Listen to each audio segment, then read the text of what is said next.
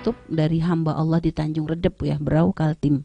Baik, apa yang pertanyaannya ada Sallallahu Alaihi Muhammad wa alihi wasallam, apa yang bisa membuat hawa nafsu kuat dan lemah, dan bagaimana cara menundukkan hawa nafsu yang selalu menggiring ke arah kemaksiatan, sebagaimana firman Allah, inna nafsal amarat bisu illa man rahimah rabbi. Syukran Bu ya. Baik, nafsu amarah, nafsu akan selalu mengajak kepada kejahatan, kecuali nafsu yang sudah ditundukkan.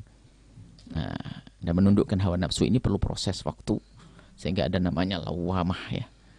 Lawamah harus terus kita tuduh, kita musuhi, maksudnya kita harus tidak boleh kita membela hawa nafsu kita sampai menjadi mutmainnah, sampai menjadi radiyah, sampai mardiyah. Baik, intinya hawa nafsu. Bagaimana menundukkan hawa nafsu?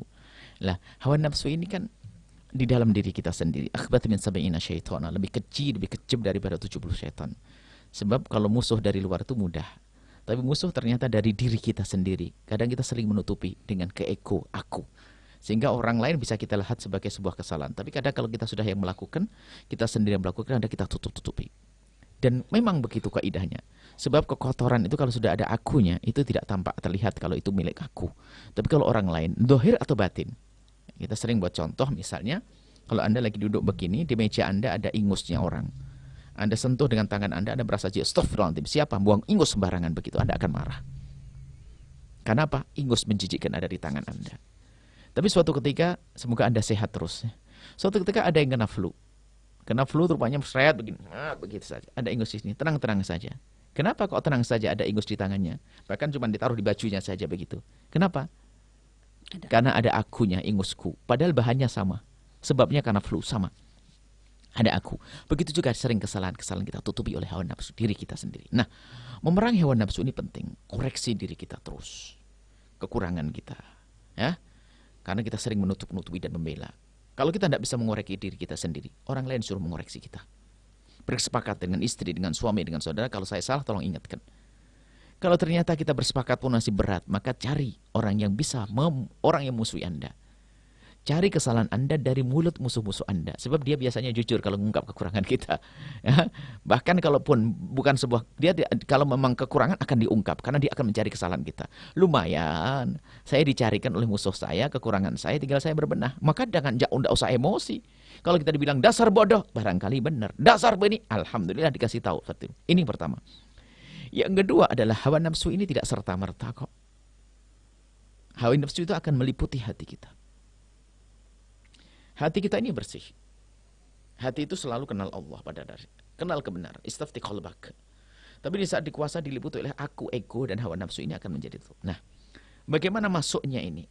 Penutup-penutup ini yang menutup hati ini, hawa nafsu ini, yang meliputi hati. Diri kita meliputi kebersihan hati ini adalah karena apa? Ini mata. Jendela.